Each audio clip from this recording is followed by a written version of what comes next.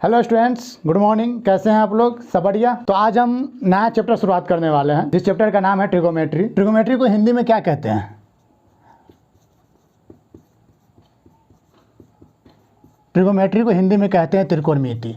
चलिए स्टूडेंट, सबसे पहले क्या करते हैं, हम ट्रिगोमेट्री का मतलब समझते हैं कि इस नाम का मतलब क्या है। ट्रिगोमेट्री 3 वर्ड से मिलकर के बना हुआ है। अगर इसको आप ध्यान से देखिएगा, ठीक है, 3 वर्ड से मिल करके बना हुआ। पहला है ट्राई, दूसरा है गोनो और लास्ट है मेट्री। तीनों का मतलब समझिएगा, जब बारी बारी से अलग अलग से समझिएगा। तो ट्राई का मतलब होता है स्टूडेंट्स 3, और गोनो का मतलब होता है साइड्स, और मेट्री का मतलब होता है मेजरमेंट, यानी इसको मेजर अगर हम लिख दें, ठीक है। यानी अगर यहाँ से अगर समझने की आप कोशिश कीजिएगा तो ट्रिगोमेट्री का मतलब क्या है? 3 साइड्स मेजरमेंट। यानी कहने का मतलब है कि हम ऐसे फिगर की बात करने वाले हैं जिसके 3 साइड्स, तीनों साइड्स के मेजरमेंट के बारे में हम लोग पढ़ने वाले हैं इसमें, ठीक है। ट्रिगोमेट्री का मतलब क्या हुआ कि हम ऐसे फिगर की बात करने वाले हैं जिसमें तीनों साइड्स के मेजरमेंट के बारे में हम लोग पढ़ेंगे, ठीक है। अब हम बात करते हैं ट्रिगोमेट्री में, तो सबसे पहले कुछ बेसिक कॉन्सेप्ट की बातें करते हैं सबसे पहले, ठीक है। सबसे पहले बेसिक कॉन्सेप्ट में क्या आता है? तो सबसे पहले आता है हमारा एंगल। एंगल में आप लोग जानते हैं कि एंगल कहते हैं किसको है, ठीक है। तो जो 2 लाइन सेगमेंट से मिल करके हमारा जो कर्व वाला जो पॉइंट होता है, इसी को हम लोग क्या कहते हैं? एंगल कहते हैं। यही होता है। एंगल में 2 चीज़ होता है, 2 साइड होता है, ठीक है। एक साइड हमारा कहलाता है स्टूडेंट्स इनिशियल साइड, ठीक है, और दूसरा साइड हमारा कहलाता है टर्मिनल साइड। अगर एंगल की बात करें तो, ठीक है, पहला साइड हमारा कौन सा साइड कहलाता है? इनिशियल साइड, और दूसरा साइड कहलाता है टर्मिनल साइड्स। अब एंगल में एक और चीज़ समझने वाला बात है, ध्यान से समझिएगा, ठीक है। अब एंगल 2 तरीक़ा से चलता है। अगर हम पहले वाले एंगल में बात करें, ध्यान से समझिएगा, ठीक है। अगर हम इस एंगल को अगर एंटी क्लॉकवाइज लेकर के चले, यानी घड़ी के दिशा से बिल्कुल उल्टा, घड़ी हमारा कैसे चलता है? तो लेफ़्ट टू राइट। अगर हम इसको राइट टू लेफ़्ट लेकर के चलते हैं तो ये हमारा पॉजिटिव एंगल होता है, ठीक है, कोई दिक्कत। अगर हमारा एंगल क्लॉकवाइज चले, क्लॉकवाइज चलेगा तो उस एंगल को हम लोग कौन सा कहेंगे? निगेटिव एंगल कहेंगे। यानी यहाँ पर 2 चीज़ समझने वाला पॉइंट आया। एक, ठीक है, अगर हमारा एंगल एंटी क्लॉकवाइज होगा, यानी घड़ी के दिशा से बिल्कुल उल्टा, तो कौन सा एंगल होगा? पॉजिटिव एंगल कैरी करेगा। अगर वही हमारा क्लॉकवाइज डायरेक्शन में अगर चलेगा तो हमारा कौन सा एंगल होगा? तो निगेटिव एंगल कैरी करेगा, ठीक है स्टूडेंट्स, कोई दिक्कत। तो यहाँ पर हम लोग क्या क्या समझे? तो सबसे पहले ट्रिगोमेट्री का मतलब समझते हैं कि हम उस फिगर की बात करने वाले हैं इस पूरे चैप्टर में हम उस फिगर की बात करेंगे जिसके 3 साइड होते हैं, ठीक है, कोई दिक्कत। और उसी तीनों साइड के मेजरमेंट के बारे में पढ़ेंगे पूरा के पूरा चैप्टर में। तो कुछ बेसिक कॉन्सेप्ट है ट्रिगोमेट्री पढ़ने से पहले। सबसे पहले आता है हमारा एंगल। एंगल में हम लोग क्या जानते हैं कि एंगल 2 साइड से मिल करके बनता है, 2 लाइन सेगमेंट से मिल करके बनता है। पहले साइड को हम लोग इनिशियल साइड कहते हैं, जबकि दूसरे को हम लोग टर्मिनल कहते हैं। जिस लाइन को हम लोग सबसे पहले लिखते हैं उसको इनिशियल साइड, और जो जिस पर ख़त्म होता है, जिस एंगल पे, ठीक है, जिस साइड पे हमारा एंगल कैरी मतलब ख़त्म होता है उसको हम लोग क्या कहते हैं? टर्मिनल साइड कहते हैं, ठीक है। उसके बाद इसमें 2 चीज़ समझें कि हमारा या तो पॉजिटिव एंगल हो सकता है या तो निगेटिव एंगल कैरी कर सकता है। तो पॉजिटिव एंगल कब कैरी करेगा? जब हमारा एंगल एंटी क्लॉकवाइज चलेगा तो कौन सा एंगल कैरी करेगा? Positive angle. और जब वही चीज़ हमारा क्लॉकवाइज चलेगा तो हम लोग कौन सा एंगल कैरी करेगा? निगेटिव एंगल कैरी करेगा।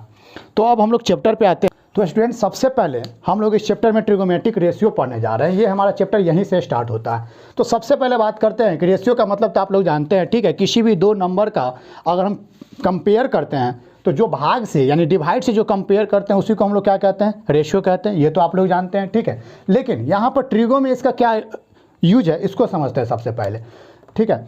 तो कोई मैथमेटिशियन जो थे उन्होंने जब गौर किया तो उन्होंने गौर किया कि राइट एंगल में, किसी भी 2 राइट एंगल ट्रायंगल में, ठीक है, अगर साइड का रेशियो अगर सेम लिया जाता है, यानी कहने का मतलब है कि एक्स वाई, ठीक है, एक्स वाई ए बी, और इसको ले लीजिए सी डी। मान लेते हैं ये हमारा कुछ साइड गिवन है, अगर x और c का रेशियो यानी इस साइड का और इस साइड का रेशियो, और सेम चीज़ अगर इसमें ले लिया जाए y और d का रेशियो, अगर ये दोनों सेम रहे तो इन दोनों के बीच में आने वाला एंगल भी क्या होता है, सेम होता है।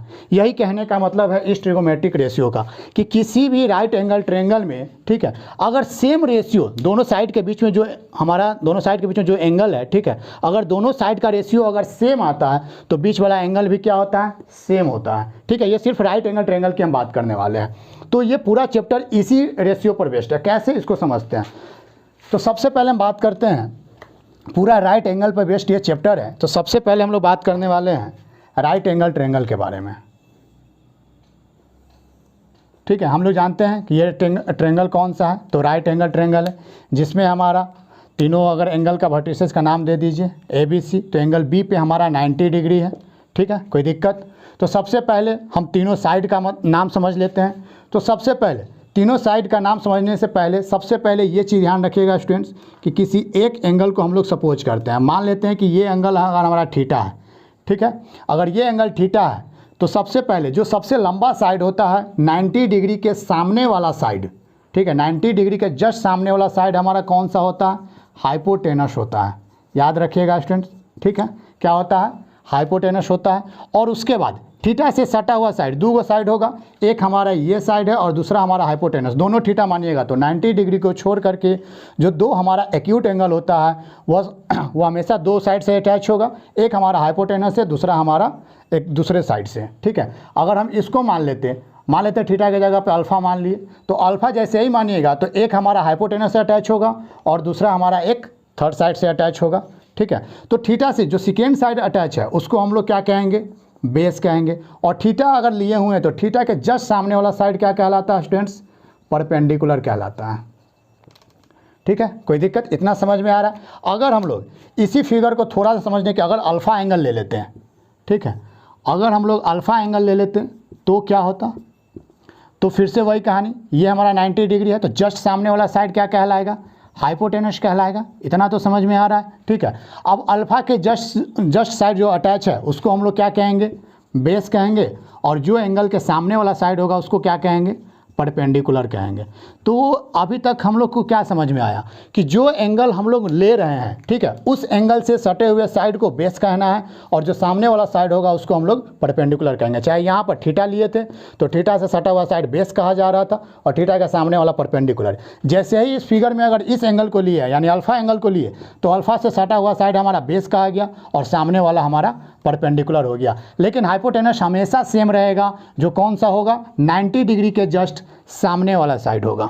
ठीक है स्टूडेंट्स, कोई दिक्कत। तो किसी भी राइट एंगल ट्रायंगल में आप बेस समझ चुके हैं कि क्या होता है, परपेंडिकुलर समझ चुके हैं क्या होता है, और हाइपोटेनस समझ लिए कि क्या होता है। इतना तो समझ में आ रहा है। तो इस चैप्टर में यानी ट्रिगोमेट्रिक रेशियो में हम लोग को क्या पढ़ना है, इन्हीं तीनों का रेशियो के बारे में पढ़ना है कि अगर हम लोग का बेस और परपेंडिकुलर का रेशियो जो आएगा वह क्या आएगा, उसका क्या नाम होगा, उसी सारी चीज़ों के बारे में क्या करना है, हमको इस चैप्टर में पढ़ना है।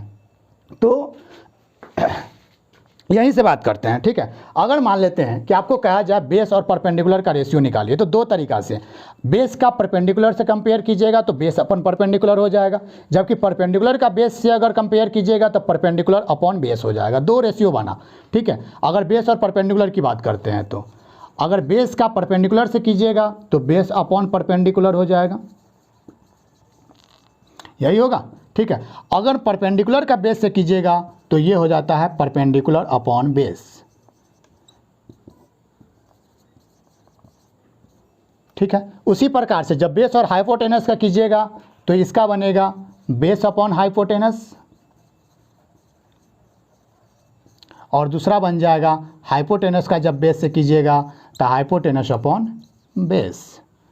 ठीक है स्टूडेंट्स, कोई दिक्कत। उसी प्रकार से तीसरा वाला जब लीजिएगा, किसका किसका, हाइपोटेनस और परपेंडिकुलर का, तो फिर से तीसरा बन जाएगा यानी परपेंडिकुलर अपॉन हाइपोटेनस, यही बनेगा स्टूडेंट्स। और दूसरा क्या बन जाएगा, ठीक है, तो दूसरा बन जाएगा हाइपोटेनस अपॉन परपेंडिकुलर। ठीक है, तो स्टूडेंट्स यहाँ पर हमारे पास ध्यान से समझिएगा, ठीक है, कितना रेशियो है। एक है बेस अपॉन परपेंडिकुलर, दूसरा है परपेंडिकुलर अपॉन बेस, तीसरा है बेस अपॉन हाइपोटेनस, और हाइपोटेनस अपॉन बेस। ठीक है, अगला कौन सा है, परपेंडिकुलर अपॉन हाइपोटेनस और फिर है हाइपोटेनस अपॉन परपेंडिकुलर। यानी कुल हमारे पास यहाँ पर 6 रेशियो निकल करके आ रहा है। ठीक है, और इन्हीं 6 रेशियो को कुछ स्पेसिफिक नाम दिया गया है जो इस चैप्टर में हम लोग क्या करने वाले हैं, ठीक है स्टूडेंट्स। तो बाकी जो है इस रेशियो को हम लोग क्या कहते हैं और क्या पढ़ते हैं, ठीक है, इसको हम लोग अगले लेक्चर में पढ़ेंगे। तो मिलते हैं अगले वीडियो लेक्चर में। Thank you.